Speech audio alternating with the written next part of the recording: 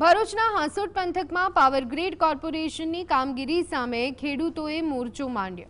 યોગ્ય વળતર ન મળતા 100 થી વધુ ખેડૂતોએ એકઠા થઈ અને કામ અટકાવી દેતા પોલીસ કાફલો ઘટના સ્થળે દોડી આવ્યો। ખેડૂતોનો આક્ષેપ છે કે અન્ય જિલ્લાઓમાં સમાન પ્રોજેક્ટ માટે વધુ વળતર અપાય છે, જ્યારે ભરૂચમાં અન્યાય થઈ રહ્યો છે। સરકારની સમાન વળતરની નીતિ માત્ર કાગળ પર હોવાનો આક્ષેપ કરી રોષે ભરાયેલા ખેડૂતોએ રસ્તા પર ઉતરી કામગીરી બંધ કરાવી દીધી। પરિસ્થિતિ તંગ બનતા પોલીસનો ચુસ્ત બંદોબસ્ત ગોઠવવામાં આવ્યો। ખેડૂતોએ સ્પષ્ટ ચીમકી આપી છે કે જ્યાં સુધી પારદર્શક નીતિ સાથે યોગ્ય વળતર નહીં મળે ત્યાં સુધી એક પણ થાંભલો નાખવા દેવામાં નહીં આવે।